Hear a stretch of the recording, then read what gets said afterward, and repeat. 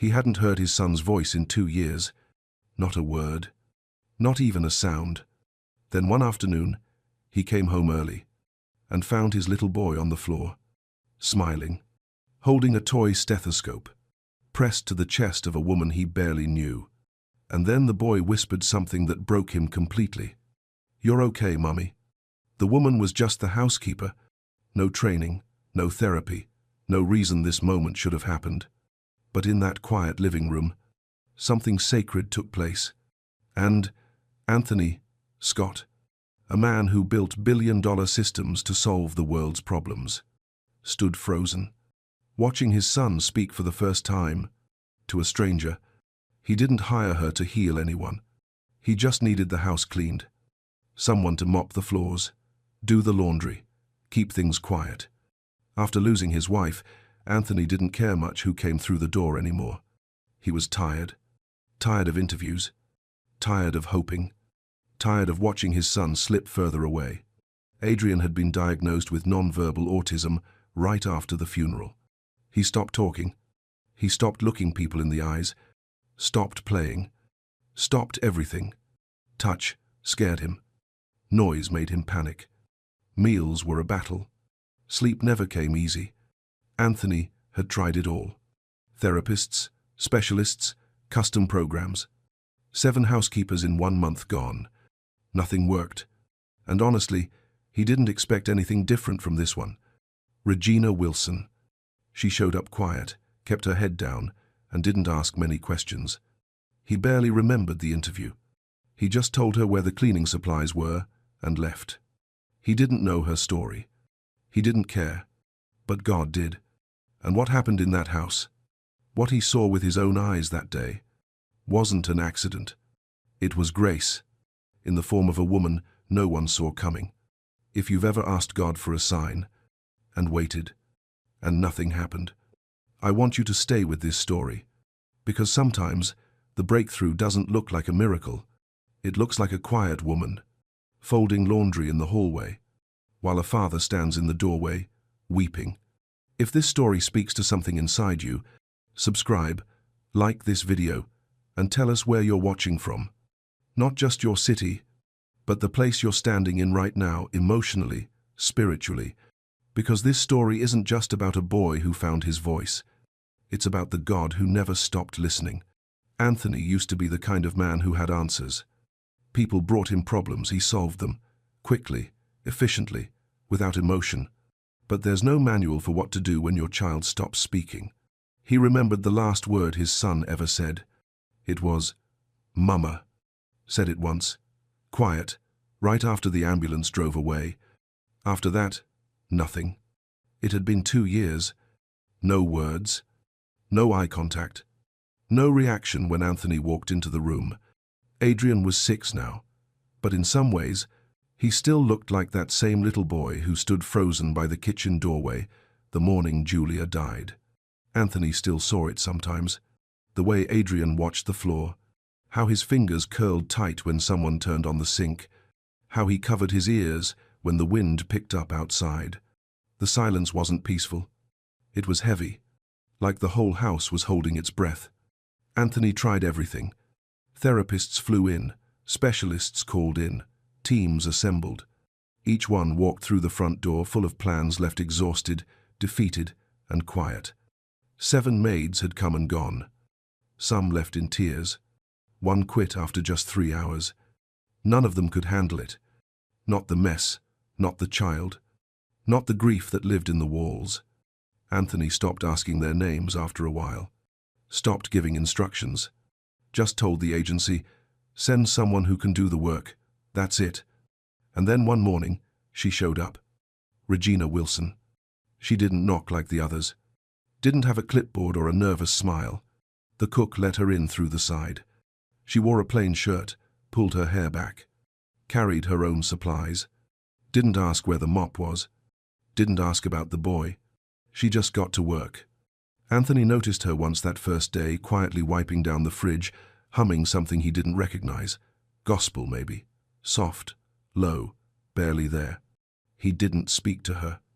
Didn't need to. She wasn't here to talk. She didn't move fast, but she was steady. Every room she finished felt calmer somehow. Less sharp, less empty. Adrian didn't react to her, but he didn't run from her either, and that was something. The first time Anthony saw his son near her, it caught him off guard. He came down the stairs one morning and saw Adrian standing in the hallway, not hiding, not crying, just standing there, watching her dust a bookshelf. Regina didn't turn around. She didn't speak. She kept moving, slow and quiet, like she didn't even know he was there. Anthony stood still, afraid to breathe too loud. Adrian just watched. Then, after a minute, walked away. No screaming, no panic, just walked away. It was the smallest thing, but Anthony felt something shift in his chest. He didn't say anything to Regina about it. He wasn't ready to believe it meant something, but he noticed that afternoon. She left a small stuffed monkey near Adrian's corner by the window. Didn't ask, didn't explain, just placed it gently on the carpet. Anthony didn't touch it, but the next morning, when he passed by on the way to his office, it was gone, and Adrian was sitting by the window, holding it. The house didn't change overnight. Adrian didn't suddenly talk or laugh or jump into anyone's arms. But the rooms didn't feel as cold. The air didn't feel so stuck. And for the first time in a long time, Anthony didn't feel like he was the only one, trying. He never asked Regina about her past, didn't ask why she came, didn't even know where she lived. She came in the morning, she left in the evening. No questions, no drama, no sound. Just that same quiet presence, and the sound of a child slowly turning toward the world again. Anthony still couldn't name what was happening. Didn't know if it was real or if it would last. But deep down, something whispered to him. Don't move too fast, don't speak too soon, just watch. Because maybe, just maybe, something holy was beginning. No one told Adrian a new housekeeper was coming. Anthony didn't think it mattered. He barely spoke to her himself. The agency had sent her name and a start date. That was it. No long resume, no smiling profile photo. Just Regina Wilson, 28, quiet, reliable. That morning, she showed up 10 minutes early. The cook let her in. Anthony didn't go to the door. He stayed in his home office, drinking coffee that had gone cold. He wasn't expecting much. Every new staff member came in with the same pattern.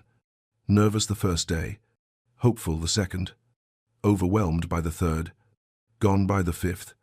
So when Regina walked in quietly, took off her jacket, and asked for a broom, he barely looked up. She didn't ask about Adrian, didn't ask for a tour, just asked where the mop was and what time dinner usually wrapped up. There was something still about her. Not stiff, not cold, just still.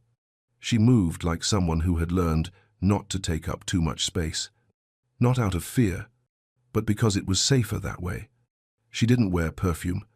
She didn't wear earbuds. And she didn't speak unless spoken to. The first day, she cleaned the kitchen with slow, quiet motions, like someone wiping down more than just surfaces. She hummed once, soft and low, while rinsing a pan. Anthony couldn't place the tune. It wasn't modern. It wasn't loud. It sounded like something from childhood, something handed down. Adrian didn't react to her that day, but she noticed him. She didn't stare. She didn't crouch down or call his name like the others did. She just let him be. He passed by once while she was wiping the baseboards. She kept working, didn't look up, didn't try to connect. But she noticed him watching her from behind the curtain. That night, after Regina left, Anthony found something unusual. A small stuffed monkey, old, worn and missing an ear, was sitting near the spot where Adrian always sat by the window. That toy had been boxed away months ago. No one had touched it since. He didn't ask the staff about it. He didn't say anything the next morning.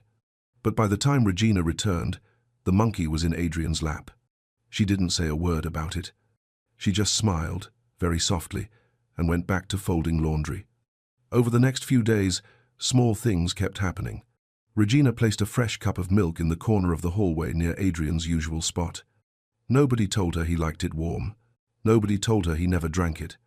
But the next morning, the cup was empty. She didn't ask about it. She didn't celebrate. She just left another one the next day. And the next. Anthony began noticing how quiet the house felt.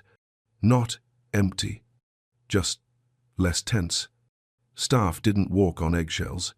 There were fewer slamming doors, fewer whispered apologies. He didn't want to say it out loud, not even to himself, but it was easier to breathe when Regina was there. Not because she fixed anything, not because she made grand gestures, but because she didn't try to be anything but present. She didn't avoid Adrian. She didn't chase him either. She just noticed. Like the way his fingers twitched when certain fabrics brushed his skin, or how he only sat near windows in the afternoon, not the morning, or how he always avoided the red crayon. She never asked Anthony about him, but she watched, and she listened, and something about that felt like grace. One evening, Anthony passed by the living room. Regina was sitting on the floor, folding clean towels into neat stacks. Adrian was a few feet away, facing the wall, rocking gently, holding his stuffed monkey. Neither of them said a word, but they were in the same room, breathing the same air, not afraid of each other.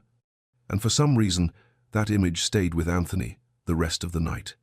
He still didn't know who Regina Wilson was, where she came from, what her past looked like, but there was something about her he couldn't explain. She wasn't a therapist. She wasn't trained. She wasn't trying to prove anything. But something about the way she noticed the world made it feel less broken. And somehow, without trying, she was beginning to reach the one soul Anthony had spent 2 years failing to reach. Adrian didn't start talking. He didn't run into anyone's arms or laugh out loud. But he began showing up. That was the first sign. He started appearing in doorways. Not close, just near. Watching Regina as she worked. She never called out to him. Never tried to bring him in. She just did her tasks like usual, folding, sweeping, wiping down the tables. But she saw him. Sometimes it was just his eyes behind a curtain. Sometimes his feet just visible around a corner. And she let him stay hidden. She never made it about him. But she always kept the room quiet. Always moved a little slower when he was near. Always hummed that same soft tune like a memory carried on the edge of her breath. One afternoon, she was wiping the kitchen counter when she noticed Adrian's cup of milk hadn't been touched. She didn't throw it out. She warmed it again, poured it into a clean cup, and set it by the wall where he usually sat with his monkey. She didn't look back. Didn't wait to see what happened. She just went back to wiping crumbs from the sink. A few minutes later, she walked past again. The cup was gone, and the monkey had been placed beside it. Like a thank you, without words. Anthony had started paying attention more, too. He never said anything, but he began lingering near the rooms where Regina worked. Not to monitor, not to intrude, just to see what she saw. One morning, he paused by the staircase and watched Adrian sitting on the floor just outside the laundry room. Regina was folding towels, quiet, focused. Adrian was near the doorway. Not inside the room, not watching her directly, but close. The boy wasn't rocking, wasn't covering his ears, wasn't crying, just sitting, still, present. Anthony hadn't seen that in months. Later that week, Regina was mopping the hallway. She paused at a spot where Adrian had been standing earlier. A red crayon was lying on the floor. She picked it up, looked at it, and placed it gently on the windowsill, away from the others. Anthony noticed. He remembered what the last therapist had said. That Adrian hated red. That it might be linked to the memory of Julia's dress that day. The color of the ambulance lights. Regina hadn't been told any of that. But she noticed. She knew. And that's when Anthony started wondering, who is this woman? One morning, Anthony came downstairs early. The house was quiet. The kind of quiet that didn't feel heavy. He walked into the living room, half expecting to be alone. But there they were. Regina sat on the carpet, folding pillowcases. Adrian was sitting just a few feet away, closer than before. He wasn't looking at her, but he wasn't turning away either. His monkey sat in his lap, He gently patted its head, then looked up just for a second and glanced toward Regina. She didn't react. She didn't smile. Didn't reach out. She just hummed, soft and steady, like a prayer no one had taught her, but she'd always known. That evening, after the staff left, Anthony stood by the kitchen window and watched the sun go down. He couldn't explain what he was feeling. It wasn't hope. Not quite. Hope had been too quiet for too long. But it was something. Something like stillness. Something like not fighting anymore. He thought of all the people who had walked through that door before Regina. All the degrees, all the promises, all the plans. None of them stayed. But this woman, who said almost nothing, who came with no credentials, was slowly rebuilding a bridge no one else had been able to touch. And she was doing it, without touching anything at all. Anthony wasn't supposed to be home that early. Meetings had been cancelled.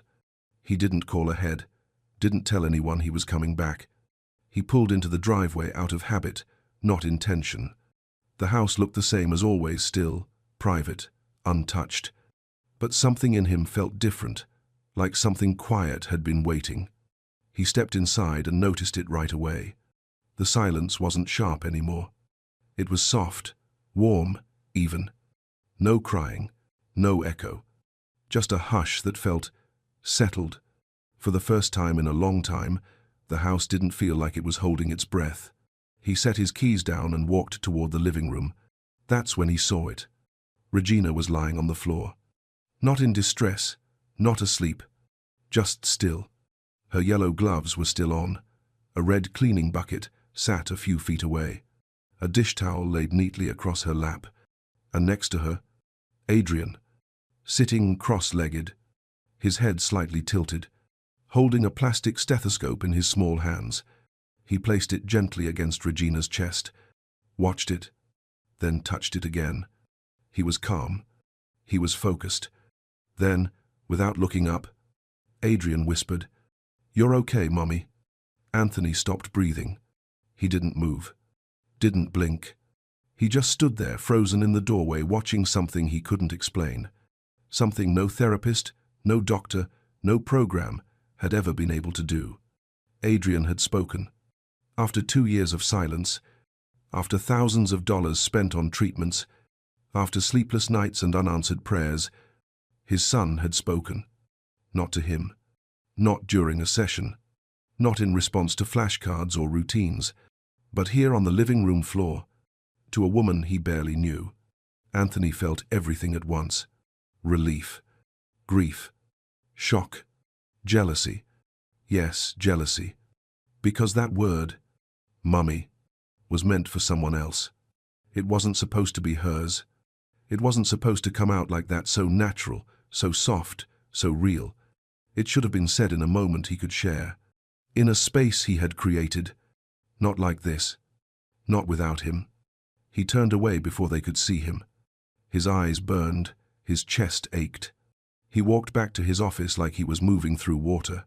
And then, for the first time in over a year, Anthony Scott, a man known for never breaking, sat down behind his desk and wept. He didn't know how to feel. He didn't know what to say. He couldn't stop seeing the image. Adrian, pressing the toy stethoscope to Regina's chest, whispering the word that had been locked away since Julia's death.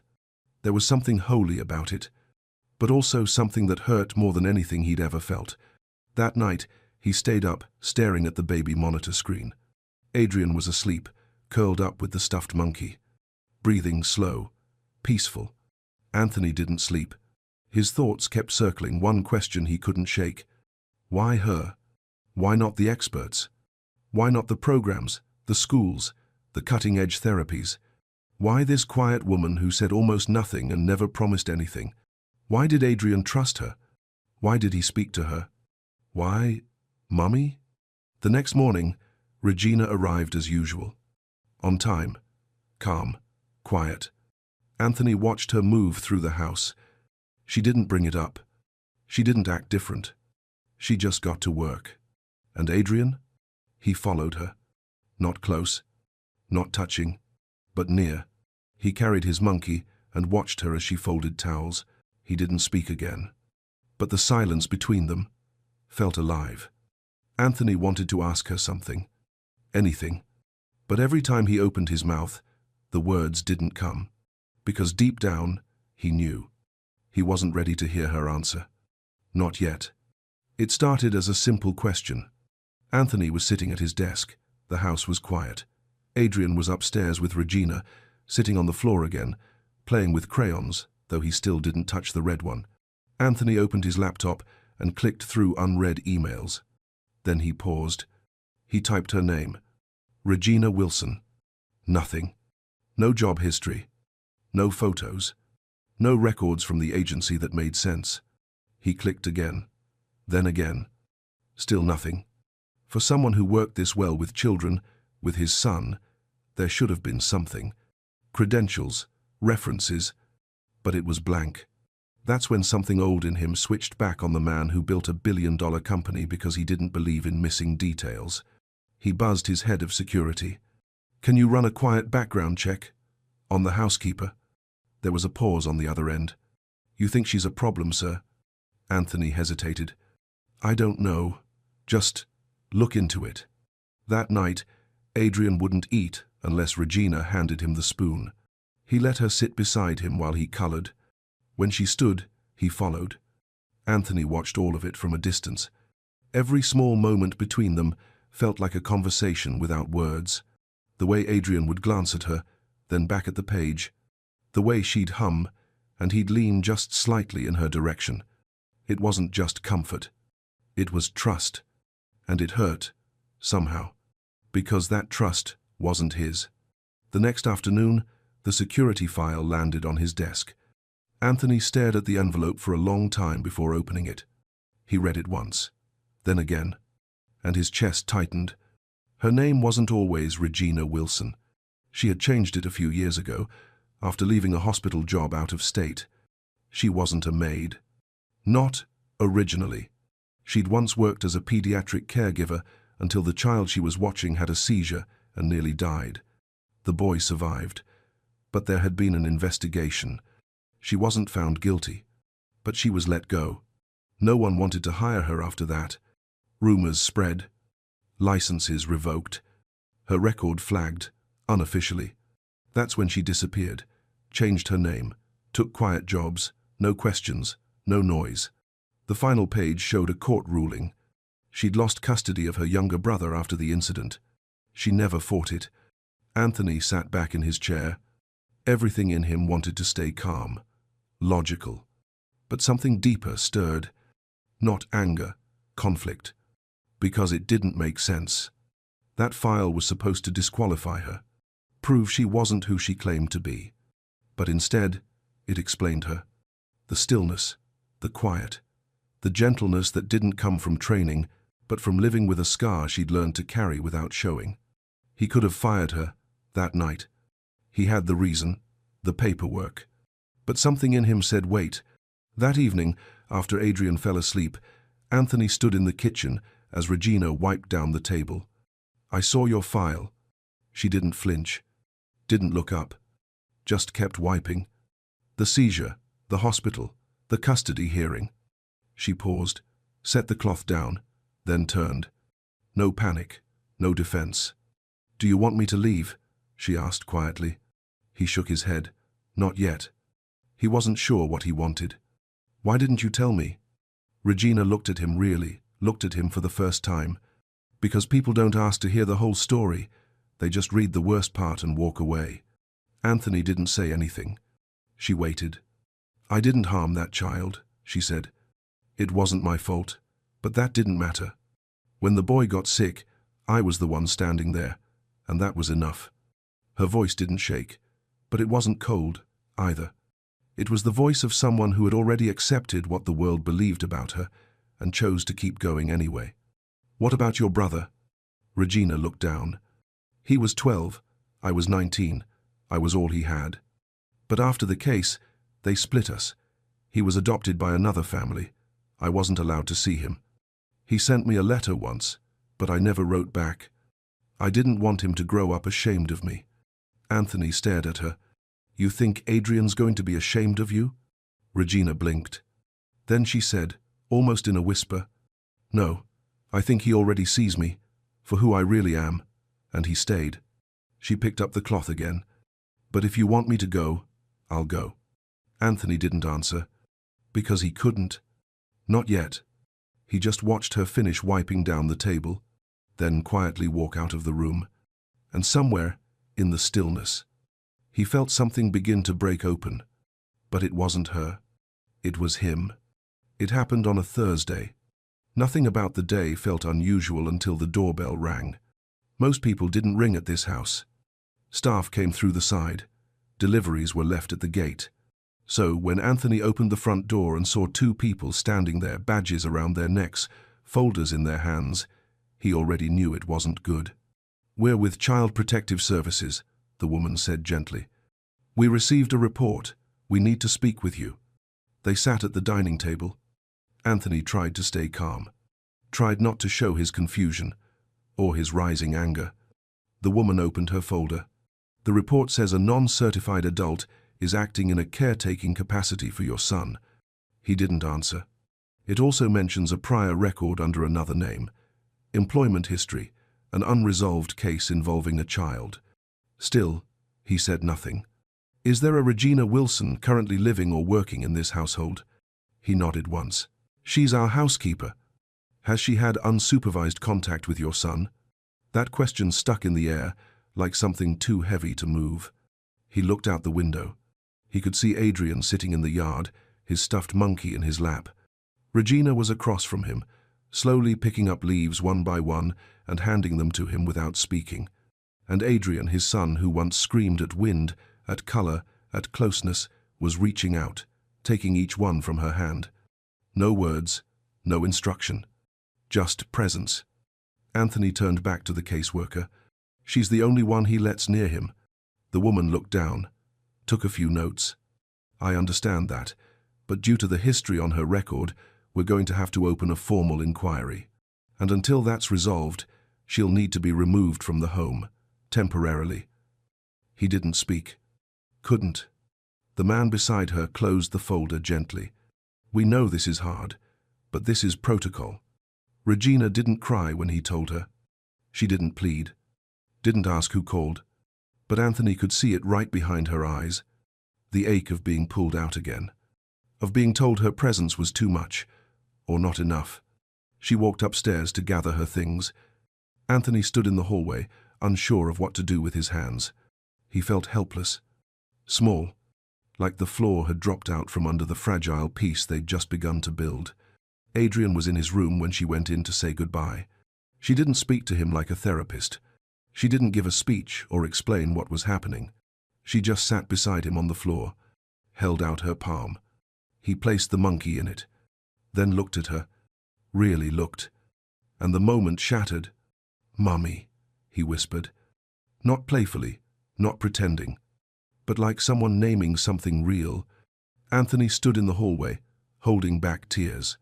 He heard the sound that came next, a low, heartbreaking wail from his son, the kind of cry that comes from somewhere deep, where language doesn't reach.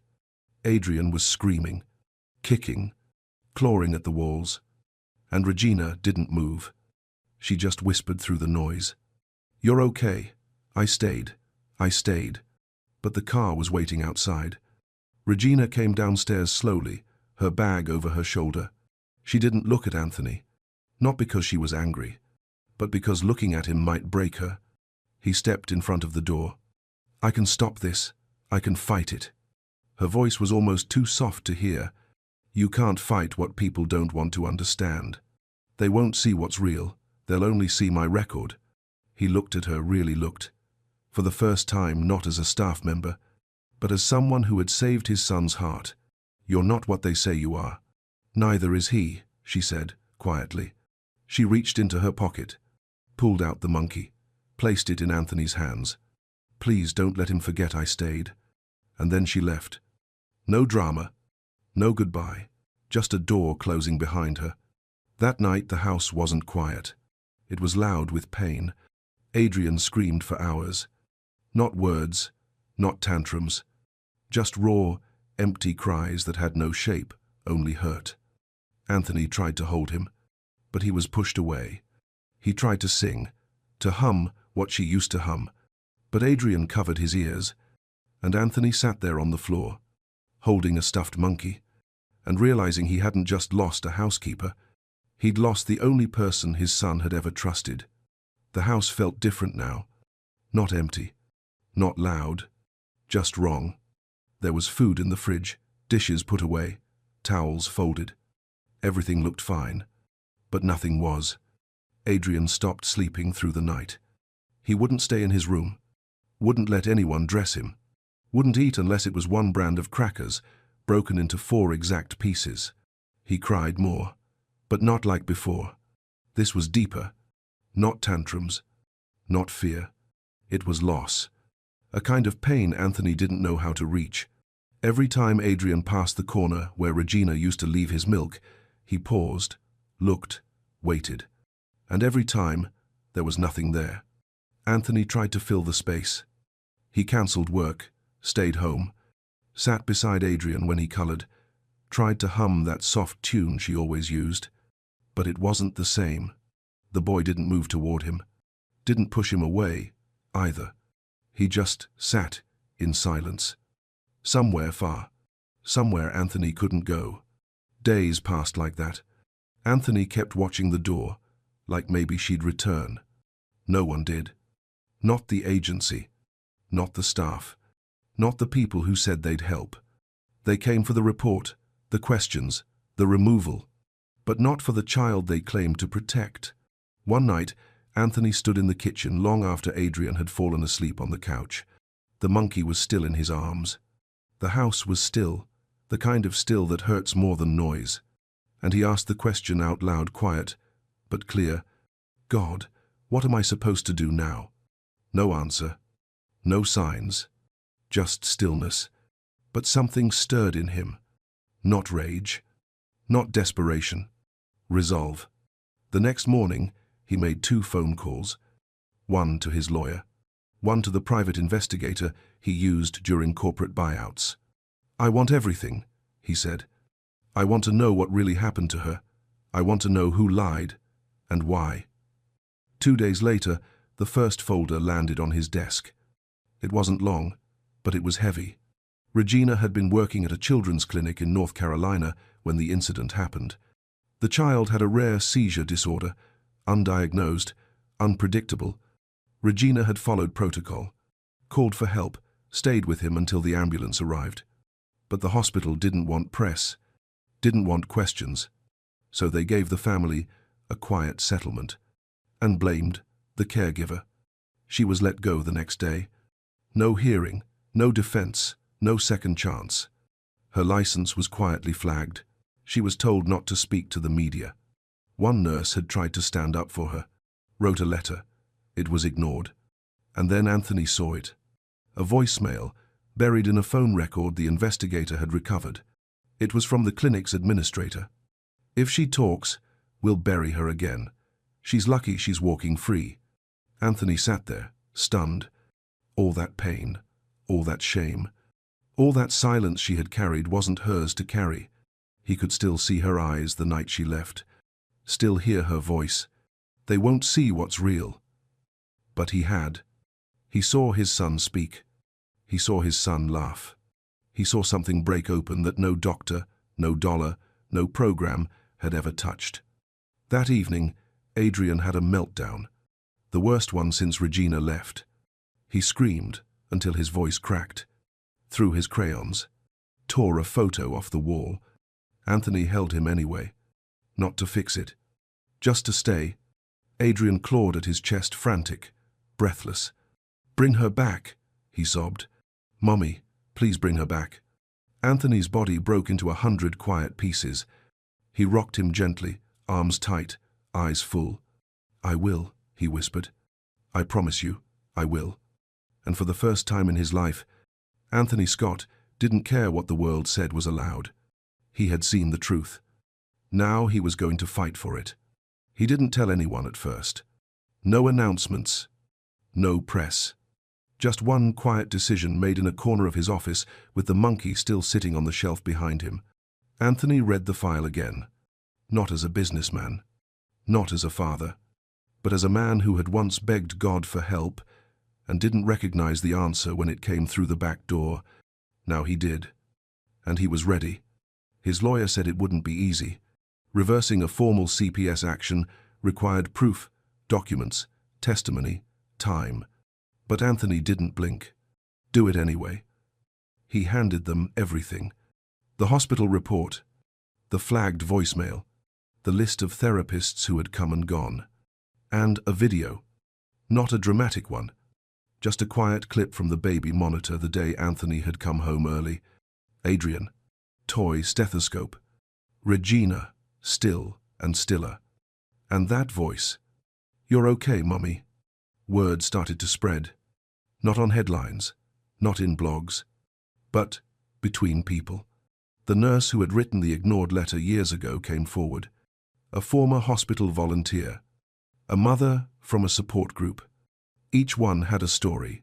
Each one had seen how Regina showed up in silence and stayed when others walked away. And slowly, the picture began to change. The hearing was scheduled on a Tuesday morning. Regina showed up in a plain blue dress, hair tied back, no makeup.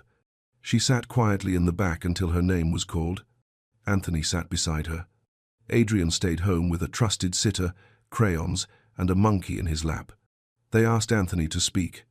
He didn't use a script. Didn't quote statistics. Didn't try to sound impressive. He just told the truth. My son didn't speak for 2 years, not a word. We had the best doctors, the best programs, the best people money could buy. None of them reached him. But she did. She didn't use charts or techniques. She didn't promise results. She just showed up, every day, quiet, present. And one afternoon I came home early, and I saw something I'll never forget. My son spoke. He looked at her, put a toy on her chest and said, "You're okay, Mummy. I've built companies that have touched the world, but nothing has touched my son's heart until her. I don't care what a file says. I don't care who made a mistake years ago. I saw what was real. And what's real is that my son knows who saved him." When he sat down, the room was silent. Regina didn't cry. But something in her eyes softened like a weight she'd been carrying quietly had finally been named out loud. By the end of the week, the inquiry was closed. Her record was cleared. The case was dismissed. And one quiet morning, without announcement or warning, Regina returned to the house. Adrian was sitting near the living room window when the door opened. He didn't look up at first, but then he heard the sound. That same soft hum, low, gentle, familiar. He turned. His eyes widened. He stood. And then he ran. Straight into her arms. Monkey pressed between them. No words. Just a moment that no one dared to interrupt. Anthony stood back. He didn't move. Didn't try to own the moment. Just watched. And in that silence, something healed. Not everything. Not overnight. But something. Regina never asked what Anthony said at the hearing. She didn't need to. And Anthony never asked what she prayed in those years of being unseen. He already knew the answer. It was in the way she folded towels. The way she left warm milk without asking. The way she let silence become safety, not shame. Later that night, Regina sat on the rug. Adrian lay beside her, coloring. Anthony sat near the edge of the couch, close, but not too close. And for the first time, the house felt like more than walls and light switches. It felt like a home. The house didn't change overnight. There were still hard days. Mornings when Adrian wouldn't eat. Nights when thunder made him crawl under the table and cover his ears. But the difference was, they weren't alone anymore. Regina came back the same way she left, quietly. No announcement. No celebration. She unpacked her things in the small room near the laundry, hung her plain clothes in the closet, washed her hands, started a load of towels, and just like that, she was home. Adrian stayed near her almost every day now. He didn't talk much, but his eyes were alive. He followed her from room to room with a crayon in one hand and his monkey in the other. Sometimes he would press the toy stethoscope to her chest, just like before. He never said the word again. But he didn't need to. They both remembered. Anthony watched it all unfold from a different place inside himself. A quieter place. He'd stopped trying to control everything. Stopped needing to know the next 5 steps. He was learning how to just sit and stay. He and Regina didn't speak about the past often. There were no long conversations. No drawn-out apologies. But there were shared looks, quiet understandings, moments when their eyes met over Adrian's head and nothing needed to be said. One afternoon, Adrian did something small. He walked into Anthony's office. Didn't knock. Didn't run. Just walked in. Stood beside the chair. Climbed up onto his lap. And stayed. Anthony didn't speak. Didn't move. He just closed his laptop. Wrapped his arms gently around his boy.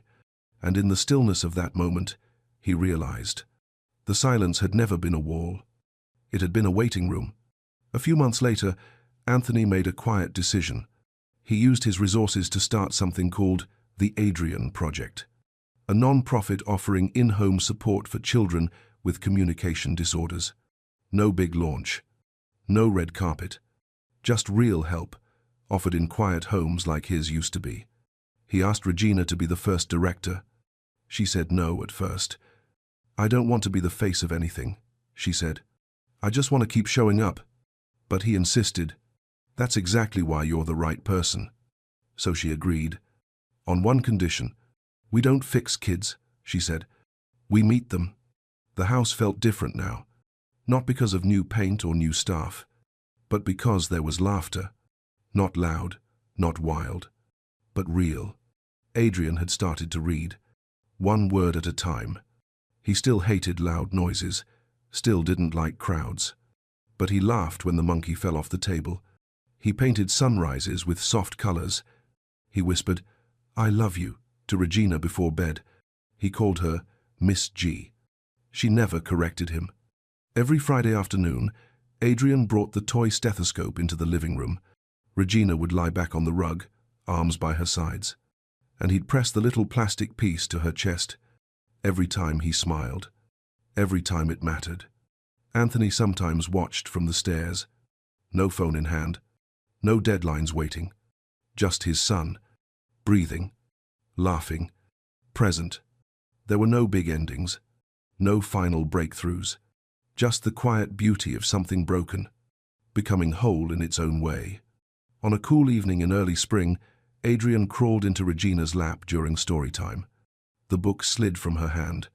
He looked up at her, toy monkey tucked under his arm. "You're okay," he whispered. She blinked, pressed a hand to his cheek. "So are you," she said. Anthony walked past the door just then. Paused.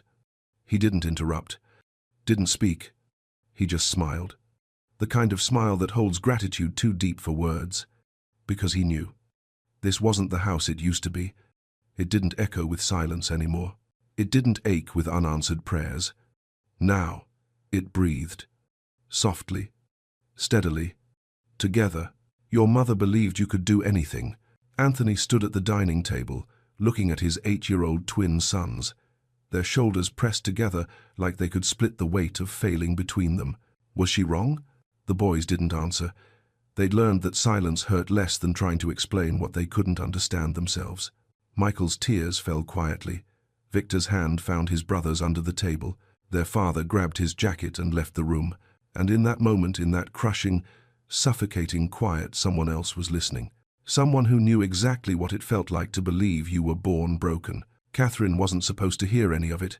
She'd been carrying a basket of folded towels past the dining room when Anthony's voice stopped her cold. She stood there just outside the doorway, frozen, her heart pounding in her chest. It wasn't the anger in his words that shook her. It was what came after.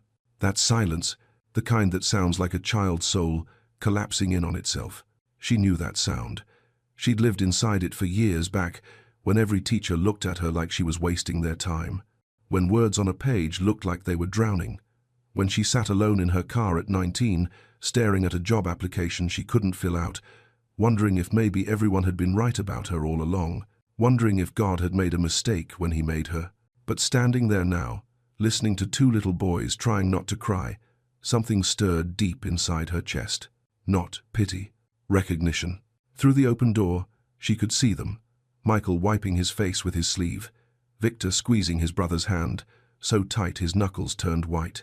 Two boys who looked identical in everything, especially their shame. And for the first time in a long time, Catherine felt it. That quiet whisper she'd almost forgotten how to hear. This is why you're here. Not to scrub counters or fold laundry, but to see what nobody else could. Because sometimes, when the world has written you off, and you've got nothing left but your own scars, God puts you exactly where you need to be. Right in front of someone who's breaking the exact same way you once did. But before we begin, hit that subscribe button, like this video, and tell me where in the world you're watching from. And if you've ever felt like you were too broken to be loved, stay with me. Because this story is about to show you that sometimes the people who save us are the ones nobody sees coming. Catherine knelt beside Michael's chair, the green overlay still resting on the open page. For a moment, neither of them moved, just sat there in the quiet of the library, dust floating through the afternoon, light coming in from the window. Michael stared at the words beneath the green sheet. His finger traced the first line. The cat sat. His voice was so soft she almost didn't hear it. On the mat. He looked up at her, eyes wide with something she hadn't seen in them before. Wonder. I read it. I actually read it. Catherine's throat tightened. She nodded, couldn't speak for a second. Victor stepped closer, his arms crossed tight over his chest like he was protecting himself from disappointment. Does it work for everyone? 5. 2. I don't know, Catherine said honestly. But we can find out. She pulled another overlay from her pocket, this one blue, handed it to Victor. He took it like it might break, placed it carefully over his own book, started reading. His voice shook at first, then steadied. By the third sentence, he wasn't stumbling anymore. Michael grabbed his brother's arm. You're doing it. Victor's eyes filled with tears. He didn't stop reading, just kept going, his voice getting stronger with every word, like he was proving something to himself. When he finished the paragraph, he looked at Catherine. Why didn't anyone show us this before? Catherine didn't have a good answer for that, so she just said, I don't know, sweetheart, but we're going to figure it out now. Together, that became their rhythm. Every afternoon while Anthony was away, while the house was quiet and no one was watching, Catherine met the boys in the sunroom. Not the library. Too formal, too much like school. The sunroom felt different, warm, safe, light pouring through the windows, plants growing wild in the corners, the old couch where their mother used to read to them before she died. Catherine brought supplies from the kitchen, shaving cream, food coloring, baking sheets. The twins looked at her like she'd lost her mind. We're going to write with shaving cream? Michael asked. We're going to feel the words, Catherine said. Your hands need to learn them as much as your eyes do.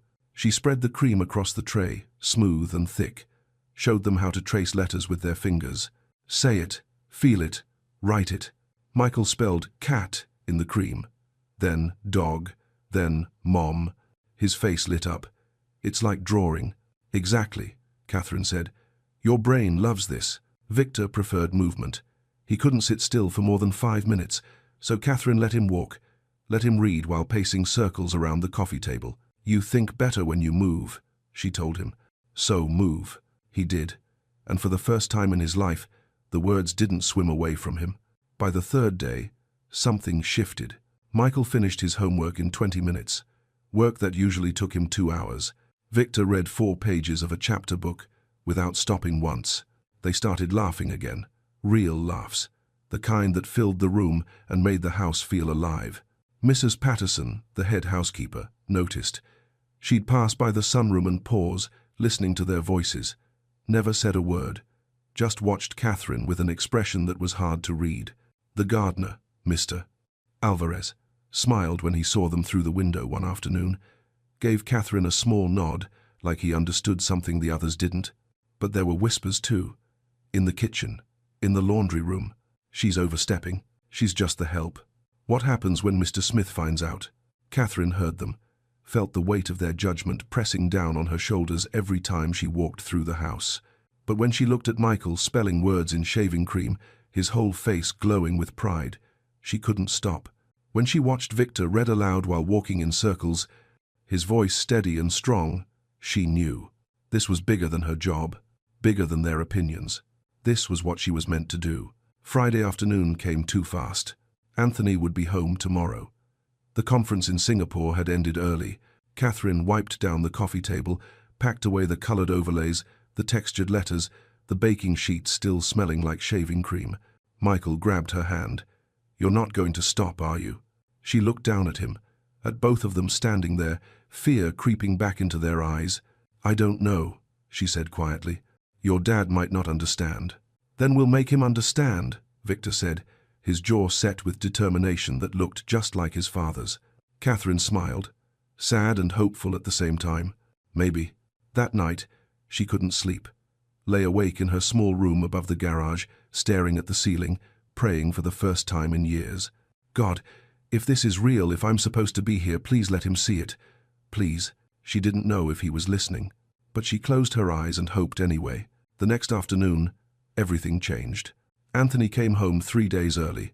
No warning, no phone call. Just walked through the front door at 2 o'clock, exhausted from the flight, wanting nothing more than silence and sleep. He heard laughter coming from the sunroom. His son's laughter. He hadn't heard that sound in over a year. He set down his briefcase, walked toward the noise, pushed open the French doors, and froze. Catherine sat between the twins at the coffee table. Michael had shaving cream spread across a baking tray in front of him, tracing the word "believe" with his finger. Victor was mid-stride, walking his usual circle around the couch, reading aloud from a book about dinosaurs. All three of them were smiling, and Anthony, standing in the doorway, travel bag still slung over his shoulder, couldn't move.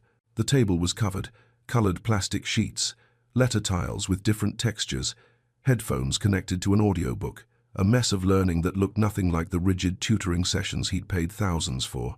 "What the hell is this?" The words came out sharper than he meant them to. Catherine's heart dropped into her stomach. She stood quickly, hands already reaching for a towel to wipe the cream away.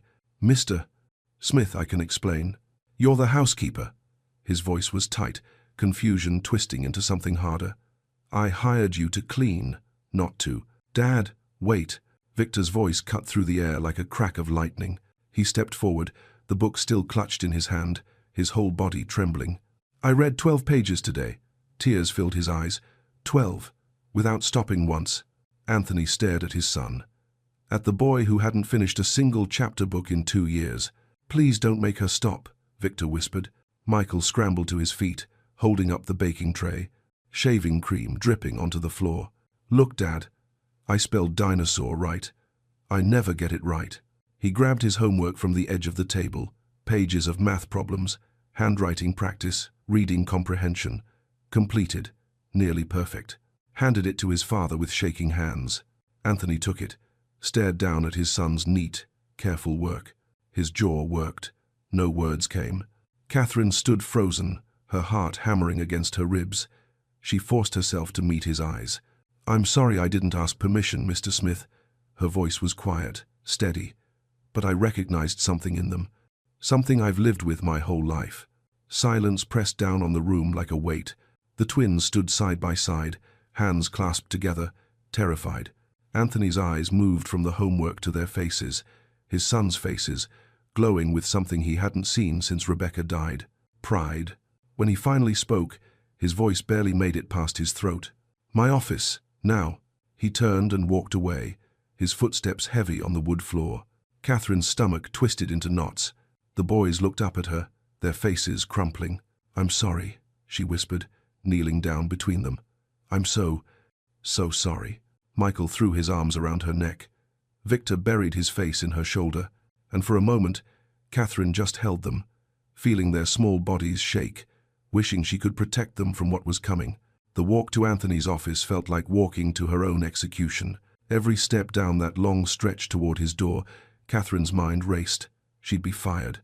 Of course she'd be fired. She'd overstepped, broken trust, done exactly what she'd been warned not to do her whole life, tried to be more than she was allowed to be. She knocked. "Come in." Anthony sat behind his desk, laptop open in front of him. His jacket was off, tie loosened, sleeves rolled up, but his face, she couldn't read it. "Sit." She sat, folded her hands in her lap to keep them from shaking. Long, suffocating silence. Finally, he spoke. "Tell me exactly what you did with my sons." Not angry, not accusing, just tired, and something else she couldn't name. Catherine took a breath, then another. "I saw dyslexia," she said quietly. "Classic signs, the way they reverse letters, how long it takes them to process words, the way Michael shuts down when he's overwhelmed, the way Victor can't sit still because his brain needs movement to focus." She paused. "I recognized it because I have it too." Anthony's eyes flickered. Surprise, maybe disbelief. She kept going. "I failed out of 3 schools before I turned 18. Teachers told me I'd never amount to anything, that I was slow, lazy, wasting everyone's time." Her voice steadied. "I didn't learn to read properly until I was 23. A woman at a community literacy program taught me using the same methods I used with your sons." She leaned forward slightly, her hands gripping the edge of the chair. "Mr. Smith, your boys aren't failing because they're not trying. They're failing because nobody's taught them in the language their brains actually speak. Every tutor you hired taught the same way, the way that works for most kids. But not for them. Not for brains like theirs." Anthony was quiet. His fingers drummed once against the desk, then stopped. He turned his laptop screen toward her. Security footage. The sunroom camera. His sons laughing. Engaged. Confident. Learning. "I haven't seen them smile like that since." His voice cracked. He cleared his throat. "Since their mother died." Catherine's chest tightened. Anthony stood abruptly, walked to the window, stood there with his back to her, shoulders rigid. "I thought if I pushed harder," he said, voice low, "hired better tutors, spent more money, I thought I could fix them." He turned around, and for the first time, Catherine saw it. The grief, the guilt, the weight of a father who'd been drowning and didn't know how to ask for help. "But they were never broken, were they?" "No," Catherine whispered. "They never were." Anthony crossed his arms, looked at her really, looked at her like he was seeing her for the first time. "I need you to teach me what you're doing." Catherine blinked. "Sir? Teach me." His voice was raw, desperate. "Teach me how to see my own sons." Anthony didn't sleep that night. Catherine left his office around 7, quietly, still unsure if she had a job in the morning. The boys had already eaten dinner with Mrs. Patterson mac and cheese, their favorite, and been sent upstairs to bed early. The house fell into its usual evening silence. But Anthony's office light stayed on. He sat at his desk, laptop glowing in the darkness, and started searching. Dyslexia symptoms in children. Dyslexia versus learning disability. How to recognize dyslexia in twins. Article after article. Research study after research study. Videos of children learning to read using colored overlays. Testimonials from parents who'd spent years thinking their kids were lazy, unmotivated, broken. The words on the screen blurred together. He clicked on a diagnostic checklist. "Does your child reverse letters like B and dood?" "Yes." Michael did that constantly. "Does your child avoid reading aloud?" "Yes." Both of them. "Does your child have difficulty with spelling, even simple words?" "Yes." "Does your child seem intelligent in conversation but struggle with written work?" Anthony's hand stopped moving on the mouse. "Yes." "God?" "Yes." They could talk about anything, space, dinosaurs, how engines worked. They asked questions that stunned him sometimes with their depth, but put a worksheet in front of them, and they shut down completely. He kept reading. One article mentioned that dyslexia often went undiagnosed in children from wealthy families because parents could afford tutors who just worked harder, pushed longer, drilled the same methods over and over without ever asking why the child wasn't learning. Anthony's stomach turned. He opened another tab, searched for the tutors he'd hired over the past 2 years. Not one of them specialized in learning disabilities. Not one. He'd spent $50,000 on people who were teaching his sons the wrong way, and he'd blamed Michael and Victor for not trying hard enough. His throat tightened. He pulled up the security footage again, watched his sons in the sunroom with Catherine. Really watched this time. The way Michael's whole face changed when he traced letters in the shaving cream, the joy in Victor's voice as he paced and read without stumbling, the way they looked at Catherine not like a housekeeper, not like a tutor, like someone who saw them. Anthony's hands started shaking. He pushed away from the desk, stood up, paced to the window, stared out at the dark yard, the pool lights reflecting off the water. Rebecca's face came to him, the way she used to watch the boys when they were younger, that crease between her eyebrows when she was worried about something. "Anthony, I think something's different about how they learn," she'd said once, maybe a year before the accident. "I don't think they're just being difficult." He'd brushed it off, told her they were fine, just needed more discipline, more structure. And then she died. And he never got to tell her she was right. His chest cracked open. He sank into the chair by the window, buried his face in his hands, and for the first time since the funeral, Anthony Smith let himself break. He cried for his sons, for the years he'd spent pushing them when he should have been listening, for Rebecca, who'd known something was wrong and never got the chance to fix it, for every time he'd made his boys feel like failures when they were just trying to survive. By dawn, Anthony's eyes were swollen and dry. He hadn't slept, hadn't moved from the chair except to pour himself coffee that had gone cold hours ago. But he'd made a decision. At 7:30, he called his assistant. "Cancel everything for the next 2 weeks. I don't care what it is. Cancel it." At 8, he found Catherine in the kitchen, washing breakfast dishes. She turned when she heard his footsteps, her face guarded. He must have looked like hell. He felt like it. "I stayed up all night," he said, his voice rough, "reading about dyslexia, about how kids like mine," he stopped, corrected himself, "about how my sons learn." Catherine set down the dish she was holding. "I need to get them tested," Anthony continued, "professionally, by someone who actually knows what they're looking at." "That's good," Catherine said softly. "That's really good. And I need you there." He looked at her directly. "When they do the testing, when we get the results, I need you to help me understand what it all means." Catherine hesitated. "Mr. Smith, I'm not a doctor. I'm not even a teacher. You're the only person who's seen them." His voice broke slightly. "Really seen them. And I need you to teach me how to do that." She studied his face for a long moment, saw the exhaustion, the regret, the desperate hope of a father who'd finally stopped running. "Okay," she said quietly. "I'll help." Anthony nodded, turned to leave, then stopped. "Catherine?" She looked up. "Thank you." His voice was barely a whisper. "For not giving up on them when I almost did." He walked out before she could respond. Catherine stood alone in the kitchen, her hands still wet from the dishes, tears sliding down her face. For the first time since she'd arrived at this house, she let herself believe that maybe, just maybe, God had put her exactly where she was supposed to be. Dr. Sarah Chen arrived on a Tuesday morning. Anthony had hired the best educational psychologist in the state, someone who specialized in learning disabilities, who'd worked with hundreds of children like his sons. Catherine watched from the kitchen window as the doctor pulled up in a silver sedan, carrying a leather bag and a calm expression that suggested she'd seen this 1,000 times before. The twins were already nervous. They'd barely touched their breakfast. "What if she says we're stupid?" Michael whispered to Catherine while she cleared their plates. Catherine knelt beside his chair, looked him straight in the eyes. "She won't, because you're not."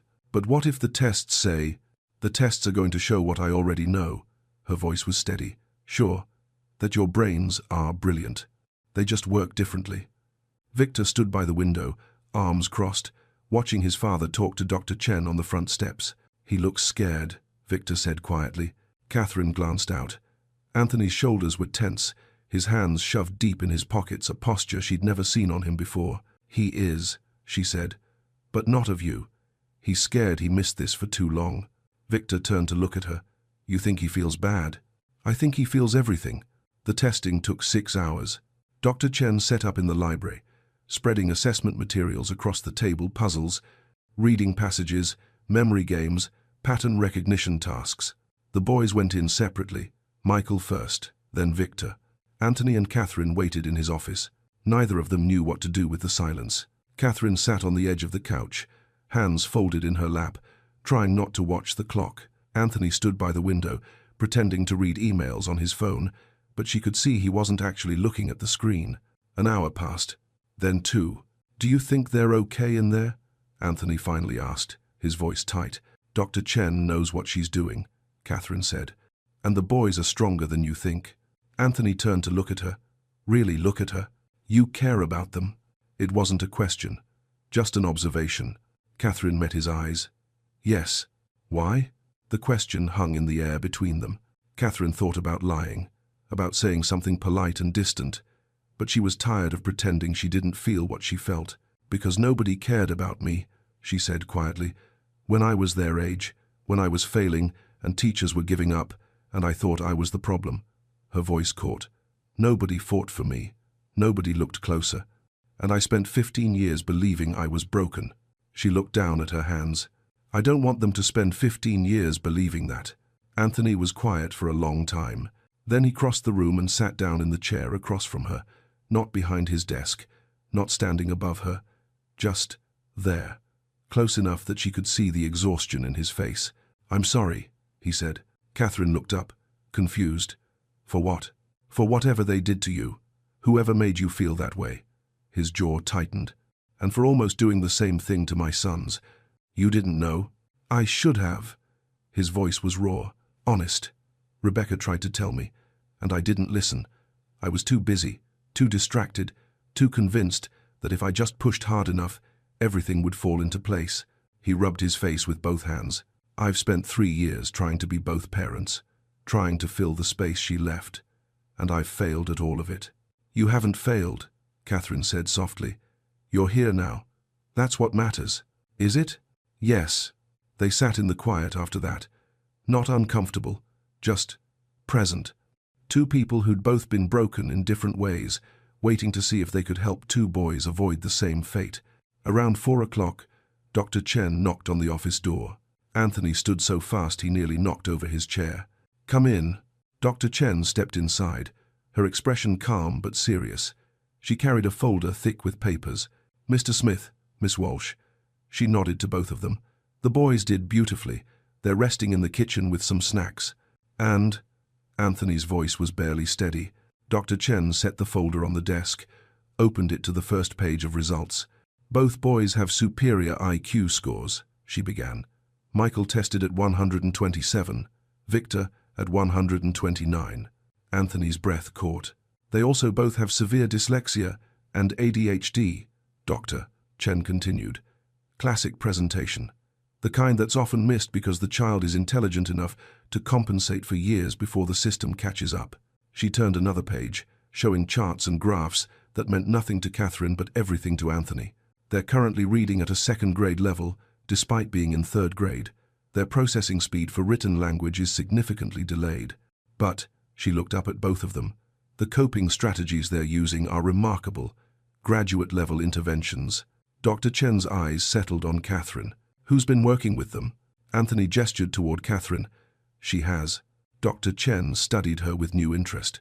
"Miss Walsh, have you worked with dyslexic children before?" Catherine shook her head. "Just one. Me." Dr. Chen's eyebrows lifted. She smiled, the kind of smile that held respect. "Then you have an intuitive understanding that most special education teachers spend years trying to develop." She closed the folder. "These boys are lucky to have you." Catherine's throat tightened. She couldn't speak. Anthony's hand found the back of his chair, gripping it like he needed something to hold him upright. "So what do we do now?" he asked. Dr. Chen looked between them. "You keep doing exactly what you're doing, and you fight like hell to make sure their school does the same." The call came 3 days later. Anthony was in a meeting when his assistant knocked on his office door, her face apologetic. "Mr. Smith, Ashford Academy is on the line. The headmaster says it's urgent." Anthony excused himself, stepped into the hallway, pressed the phone to his ear. "Mr. Smith, this is Headmaster Whitmore. We need to schedule a meeting regarding Michael and Victor. Tomorrow, if possible." Something in the man's tone made Anthony's spine stiffen. "What's this about?" "It's better discussed in person. Can you come in at 9? Anthony agreed. Hung up. Stood there in the empty hallway with dread settling like stone in his gut. That evening, he told Catherine. She was folding laundry in the utility room, the twins upstairs doing homework they were actually completing now, with colored overlays and extra time. "The school wants to meet," Anthony said from the doorway. Catherine looked up, her hands stilling on a towel. "Did they say why?" "No, but I can guess." Catherine set the towel down. "You want me to come?" Anthony hesitated, then nodded. "Yes, I do." Ashford Academy sat on 15 acres of manicured grounds, all brick buildings and ivy-covered walls. The kind of school that prided itself on legacy, excellence, and test scores that kept it ranked in the top 5% nationally. Anthony had donated $2 million over the past 3 years. His name was on a library wing. None of that mattered when he and Catherine walked into Headmaster Whitmore's office the next morning. Whitmore was a tall man in his 60s, silver-haired and polished, with the kind of smile that never reached his eyes. He stood when they entered, gestured to the chairs across from his desk. "Mr. Smith, thank you for coming." Anthony didn't sit. "What's this about?" Whitmore's smile thinned. "Please, sit. This won't take long." Anthony sat. Catherine stayed standing by the door until Anthony looked back at her, nodded toward the empty chair beside him. She sat. Whitmore folded his hands on his desk. "Mr. Smith, we've been reviewing Michael and Victor's academic progress, or lack thereof, and the board has made a recommendation, which is, we believe it would be in the boys' best interest to repeat 3rd grade, or alternatively, transfer to an institution better equipped to handle their special needs." The words landed like a slap. Anthony's jaw tightened. "Special needs? They've failed multiple assessments, Mr. Smith. Their reading and writing scores are significantly below grade level. Ashford Academy maintains a standard of excellence, and my sons have dyslexia." Anthony pulled Dr. Chen's report from his bag, dropped it on the desk, "and ADHD, both diagnosed by one of the top educational psychologists in the state." Whitmore glanced at the report, but didn't pick it up. "Yes, well, that's precisely why we're recommending a transfer. We're not a special education facility." "They don't need a special education facility." Anthony's voice was rising now. "They need teachers who understand how they learn. Mr. Smith, with all due respect, Ashford has a reputation to maintain. Our test scores—" "Your test scores?" Anthony leaned forward. "You're talking about kicking out my sons because of your test scores?" Whitmore's expression hardened. "We have standards. Your son's performance affects our rankings, our college placement statistics. They're 8 years old." "Yes, and already 2 years behind." Catherine's hands gripped the arms of her chair. She wanted to speak but didn't know if she had the right. Anthony saw her hesitation. Looked at Whitmore. "Miss Walsh has been working with my sons. In 2 weeks, they've made more progress than they did in 2 years of your teaching." Whitmore's eyes flicked to Catherine, dismissive. "Miss Walsh is your housekeeper, correct?" Catherine felt the words like a blade. "Yes," she said quietly. "Then I'm sure she means well. But," Whitmore smiled condescendingly, "she's not a certified educator. Her methods, while perhaps well-intentioned, aren't relevant to this proceeding." Something in Anthony's expression went cold. He stood slowly. "Then, let me be clear, Headmaster. I'm withdrawing both my sons from Ashford Academy, effective immediately." Whitmore blinked. "Mr. Smith, I don't think you understand. And I'm withdrawing my $2 million annual donor pledge." The room went silent. Whitmore's face paled. "Now, let's not be hasty. I'm also telling every parent I know exactly why." Anthony's voice was steady now. "Certain that this school would rather protect its rankings than teach children how to learn." He turned to Catherine. "Let's go." Catherine stood, her legs shaking. Anthony walked to the door, then stopped, looked back at Whitmore. "My sons don't need a different school. They need people who actually see them, and if you can't do that, then you don't deserve to teach anyone's children." He walked out. Catherine followed, her heart pounding so hard she thought it might break through her ribs. They didn't speak until they reached the parking lot. Anthony stood by his car, hands braced on the hood, breathing hard. Catherine waited, didn't know what to say. Finally, Anthony looked up at her. "Did I just ruin my son's education?" "No," Catherine said softly. "You just saved it." His eyes filled. He turned away, wiping at his face with the back of his hand. "I should have done that 2 years ago. You did it now. That's what matters." They stood there in the morning sun, two people who'd just burned a bridge and had no idea where the road led next. But for the first time in years, Anthony felt something he hadn't felt since Rebecca died. Hope. Anthony couldn't find the twins' baby books. He'd been searching the house for 2 days, wanting to show Dr. Chen their early development records. Catherine had offered to help, moving through storage closets and spare rooms with quiet efficiency. They ended up in the attic. Dust floated through beams of afternoon light. Boxes stacked on boxes, years of life packed away and forgotten. Catherine pulled open a container labeled Rebecca, personal, inside, journals, dozens of them. Anthony froze when he saw them. "I didn't know she kept these," he whispered. Catherine started to close the box, sensing she'd stepped into something sacred. But Anthony reached past her, lifted one out. The leather was worn, the pages dog-eared. He opened it to a random entry. His hands started shaking. "What is it?" Catherine asked softly. He didn't answer, just kept reading, his face going pale. Then he sank onto an old trunk, the journal open in his lap. Catherine waited, didn't move, barely breathed. "She knew," Anthony finally said, his voice breaking. Rebecca knew something was wrong. He turned the journal toward Catherine. "Let her read. March 15th. Michael reversed his B's and D's again today. The teacher says he's not paying attention. But I watched him. Anthony. He was paying attention. He just can't see them the right way. I need to get them tested. I need to understand what's happening before they start believing they're failing." Catherine's throat closed. Anthony flipped forward. Another entry. June 3rd. "Victor can't sit still during reading time. His teacher called it behavioral issues.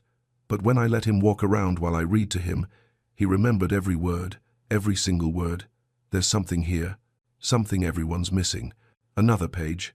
September 12th. "I've been researching dyslexia. Everything I'm reading sounds like my boys. I'm calling that specialist next week. Anthony thinks I'm worrying too much. But I know my sons. I know something's different." The date on that entry was 2 weeks before she died. Anthony's shoulders started shaking. Catherine knelt beside him, her hand hovering near his arm, unsure if she should touch him. "She tried to tell me," he whispered. "I remember that conversation. I told her they were fine, that she was overthinking it." His voice cracked completely. "And then she was gone, and I spent 3 years pushing them the same way everyone else did." Tears streamed down his face. "I failed her. I failed them." "No." Catherine's voice was firm. She grabbed his hand without thinking. "You didn't know. You were grieving. You were trying to survive. I should have listened. She would forgive you." Catherine squeezed his hand. "And your sons already have." Anthony looked at her, really looked at her, his eyes red and raw. "How do you know?" "Because I see the way they look at you now." Her voice softened. "They don't see a man who failed them. They see their father trying. And that's everything." They sat there in the dusty attic light, his hand still in hers, surrounded by boxes of a life that was gone but not forgotten. After a long moment, Anthony pulled another journal from the box, opened it near the end, found an entry dated a month before Rebecca's death. His breath caught. "Listen to this," he said, his voice barely steady. Catherine leaned closer. "October 8th. I had the most beautiful dream last night. Anthony and I opened a learning center for children like ours, a place where kids who learn differently aren't made to feel broken, where teachers actually see them. We called it Hope House. I know it sounds impossible, but maybe one day, when the boys are older, when we understand their needs better, maybe we could do something. Maybe we could help other families who feel as lost as we do right now." Anthony closed the journal carefully, set it on top of the box, covered his face with both hands, and broke. Not the quiet tears from before. This was deeper, years of grief and guilt and regret pouring out of him in waves. Catherine didn't say anything, just stayed beside him, let him shatter, let him feel it all. When he finally looked up, his voice was raw but certain. "We're going to build it." Catherine blinked. "What?" "Her dream. The learning center." He looked at her with eyes that were still wet but suddenly clear. "We're going to build it for her, for our sons, for every child who needs someone to see them." Anthony. She'd never used his first name before. It slipped out without thinking. That's a huge thing." "I know." He stood, still holding Rebecca's journal. "But you're going to help me. You're going to run it." "I can't. I'm not." "You're exactly who should." He turned to face her fully. "You understand these kids because you were one of them. That's worth more than any degree. But I don't have credentials. I don't have." "Then we'll get you credentials." His voice was steady now, determined. "I'll pay for your education, whatever it takes. You'll go to school, get your degree, your teaching certification, and when you're ready, we'll open the center together." Catherine stared at him, her mind reeling. "Why would you do that for me?" Anthony's expression softened. Because you did something for my sons that no one else could. You saw them. And maybe, his voice caught, maybe that's what Rebecca's been trying to tell me all along, that the people who save us aren't always the ones with the biggest credentials. Sometimes they're just the ones who know what it's like to be broken. Catherine's eyes filled. For the first time in her life, someone was offering her more than she'd ever dared to dream, and she was terrified. But she whispered anyway, "Okay." Catherine sat alone in her room that night, staring at the laptop Anthony had given her. A new laptop, still in the box, for school applications. She'd opened it an hour ago, created an account, pulled up the website for the local community college, but her hands wouldn't move. The cursor blinked in the empty text box. "Tell us about yourself." Catherine had no idea where to start. She was 28 years old, high school dropout, former foster kid who'd lived in her car, a woman who cleaned other people's houses for a living. Who was she to think she could become a teacher? Her finger hovered over the keyboard. Then she closed the laptop, put her head in her hands, and let herself feel the weight of what she'd agreed to. Downstairs, Anthony couldn't sleep either. He sat in the living room, Rebecca's journals spread across the coffee table in front of him. He'd been reading them for hours, learning his wife all over again through her words. She'd been scared too, scared of getting it wrong, scared of failing their sons, but she'd written it anyway, dreamed it anyway. Maybe we could help other families who feel as lost as we do right now. Anthony traced the words with his finger. "I'm sorry I didn't listen," he whispered into the empty room. "I'm sorry I waited so long." The house settled around him. Quiet, still, but not lonely. Not anymore. Upstairs, he heard footsteps. Catherine, moving around in her room. He wondered if she was as terrified as he was. The next morning, Catherine came down early to start breakfast. She found Anthony already in the kitchen, coffee brewing, the twins' lunchboxes lined up on the counter. He looked up when she walked in. "Couldn't sleep?" he asked. "No." She moved to the sink, started washing her hands out of habit, even though there was nothing to clean yet. "You?" Not really. They stood there in the pre-dawn quiet, two people who'd promised each other something impossible and were now facing the reality of it. "I don't know if I can do this," Catherine said finally, her voice barely above a whisper.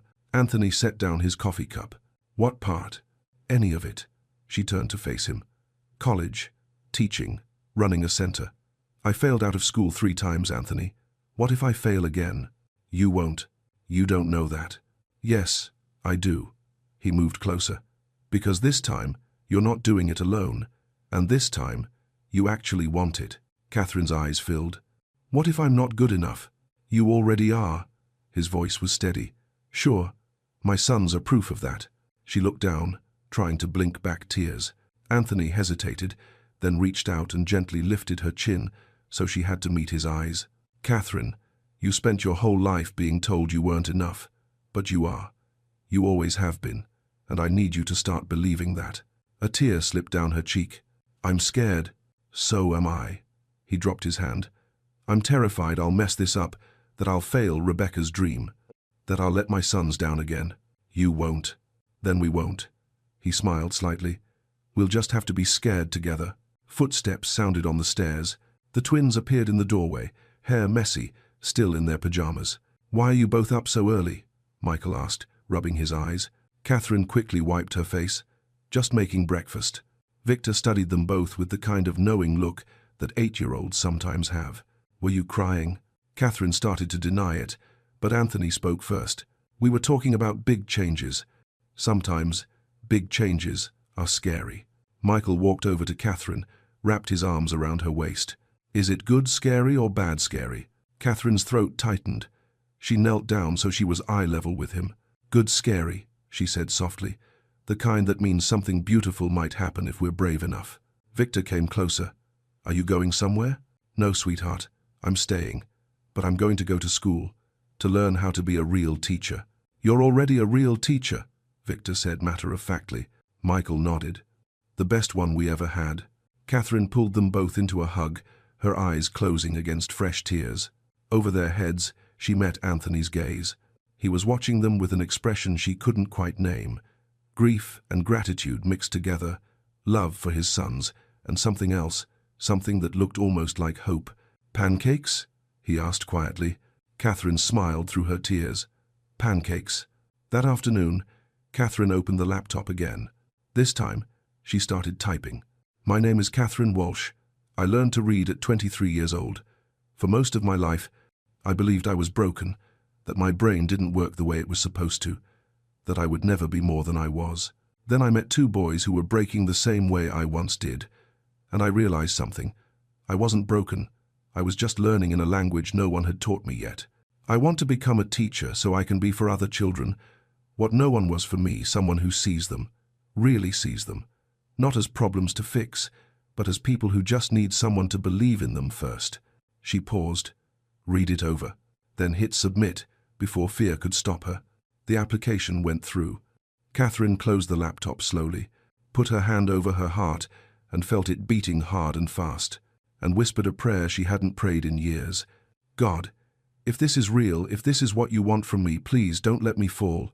The house was quiet around her, but somewhere deep inside, where faith lives even when you've forgotten it's there, she felt something settle, not certainty, but peace. And for now, that was enough. 4 months passed like breathing. Catherine enrolled in community college, night classes, online courses, weekends buried in textbooks while the twins did their homework beside her at the kitchen table. Some nights she wanted to quit, stared at essays she'd rewritten 5 times and still didn't think were good enough, called herself foolish for thinking she could do this at 28 when she'd failed so completely at 18. But then Michael would look up from his reading and say, "You spelled that wrong," pointing at her paper with a grin, and she'd laugh. Fix it. Keep going. The twins transferred to a small progressive school across town. Smaller classes. Teachers trained in learning differences. Accommodations written into their education plans. Extra time, colored overlays, oral testing options. Within 6 weeks, both boys passed their first full exam. Catherine was there when Anthony got the email from their teacher. Watched his face go still, then crumble, then light up all at once. He showed her the screen with shaking hands. Michael, 87%. Victor, 92%. They did it, he whispered. They actually did it. Catherine's eyes filled. They always could. They just needed someone to let them. That night, Anthony took them all out to dinner. A real celebration. The twins ordered dessert first, laughing when the waiter pretended to be shocked. Catherine sat across from Anthony, watching him with his sons really present with them for the first time since she'd met him, laughing at their jokes, listening to their stories about school, asking questions that showed he actually cared about the answers. This was what healing looked like. Not perfect, not finished, but real. By winter, the plans for the learning center were underway. Anthony had purchased an old Victorian house on the edge of town, 3 stories, wraparound porch, big windows that let in light from every direction. It needed work, but the bones were good. He brought Catherine to see it on a Saturday morning. They stood in the empty front room, sunlight streaming through dusty windows, their breath visible in the cold air. "What do you think?" Anthony asked. Catherine turned slowly, taking it in. The high ceilings, the hardwood floors that creaked under her feet, the built-in shelves that could hold books. "It's perfect," she whispered. "Each room will be different," Anthony said, his voice filling with something she'd never heard from him before: excitement. Sensory spaces, movement zones, quiet areas for kids who need stillness. Everything designed around how different brains actually learn. He pulled out architectural sketches, showed her the plans. Catherine looked at the drawings, her heart swelling in her chest. "When can we open?" "A year, maybe less if construction goes smoothly." He looked at her. "Will you be ready?" Catherine thought about her college classes, the teaching credential she was working toward, the fear that still woke her up some nights.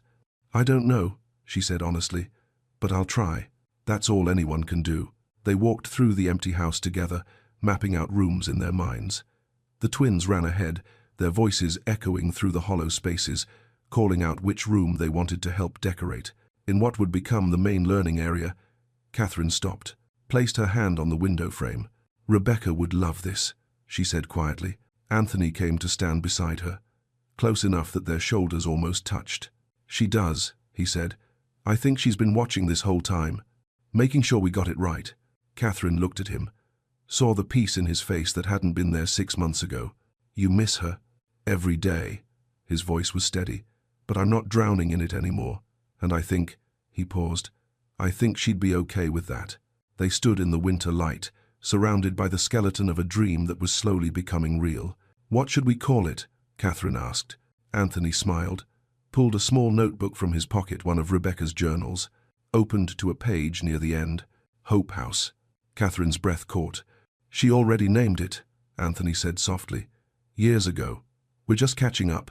That evening, back at the house, Catherine found a letter in her mailbox. Her hands shook as she opened it. Dear Miss Walsh, congratulations. You have been accepted into the Special Education Credential Program beginning next fall. She read it 3 times, then walked inside, found Anthony in his office, and handed him the letter without a word. He read it, looked up at her, smiled wider than she'd ever seen. You did it. We did it, she corrected. The twins appeared in the doorway, sensing something important. What happened? Victor asked. Catherine knelt down, pulled them both close. I'm going to be a real teacher, an official one. Michael's face lit up. Does that mean you can teach more kids like us? Yes, baby. That's exactly what it means. Victor looked at his father. Is the center really going to happen? Anthony nodded. It's really going to happen. And kids like us won't have to feel stupid anymore. Catherine's throat closed. No, sweetheart, they won't.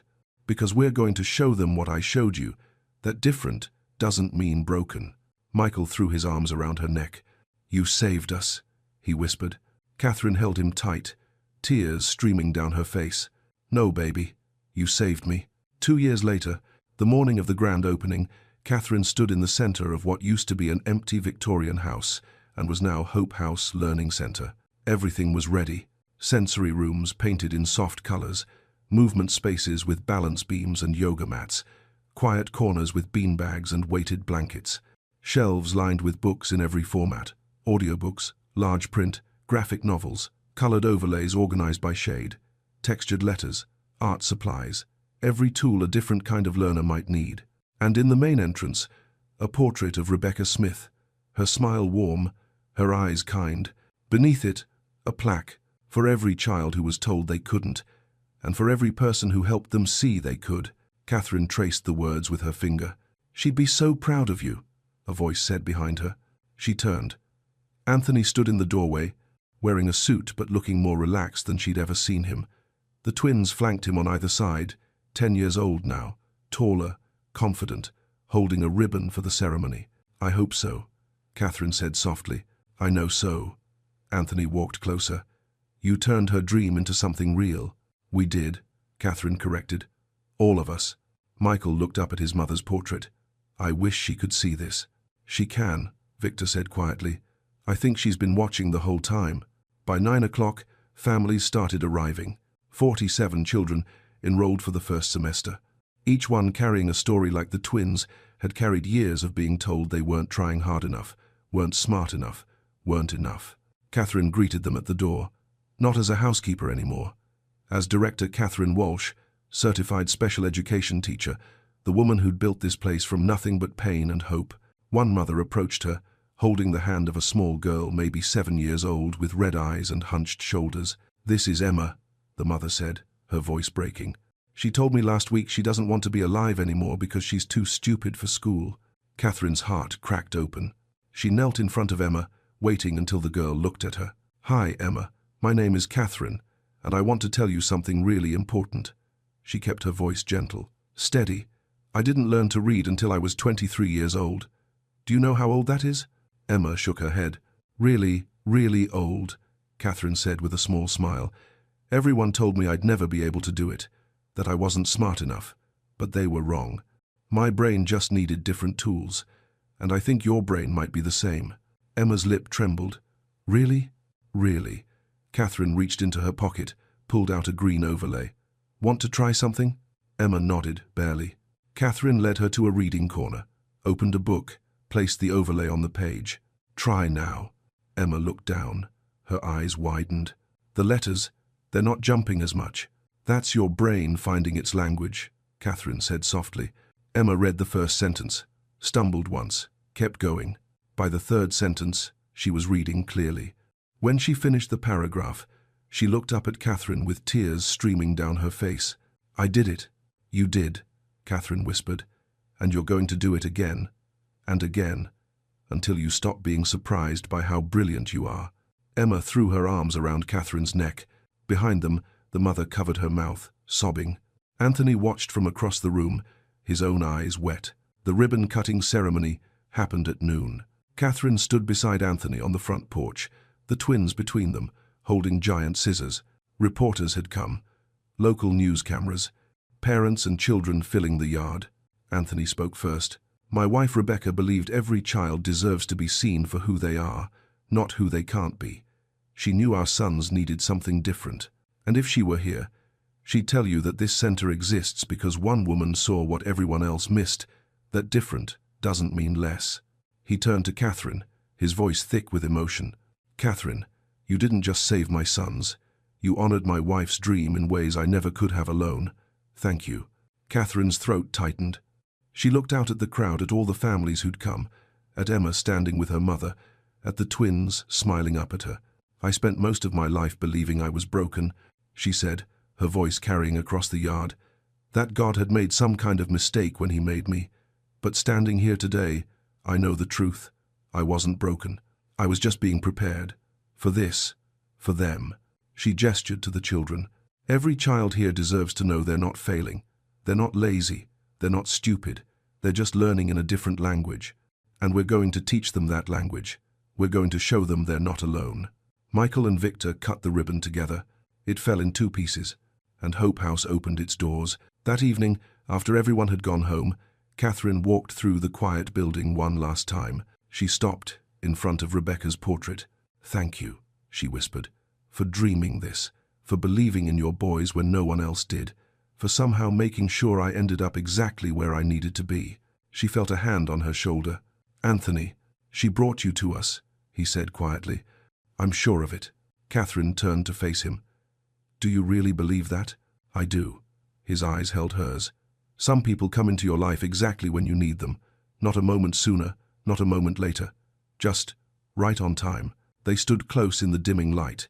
2 people who'd been broken in different ways and had somehow found healing in helping others. Thank you, Catherine said, for believing in me when I didn't believe in myself. Thank you, Anthony replied, for teaching me how to see my own children. Outside, the sun was setting. Golden light poured through the windows, filling every corner of Hope House with warmth. And somewhere in the silence between heartbeats, in the space where grief becomes grace, Catherine felt it. That whisper she'd heard 2 years ago in a kitchen, holding 2 broken boys. This is why you're here. She closed her eyes. And finally, after 28 years of feeling invisible, Catherine Walsh let herself believe what she'd spent her whole life trying to find. She was seen. She always had been. And now, she'd spend the rest of her life making sure every child who walked through these doors knew they were seen too. Not despite being different, but because being different was exactly what made them beautiful.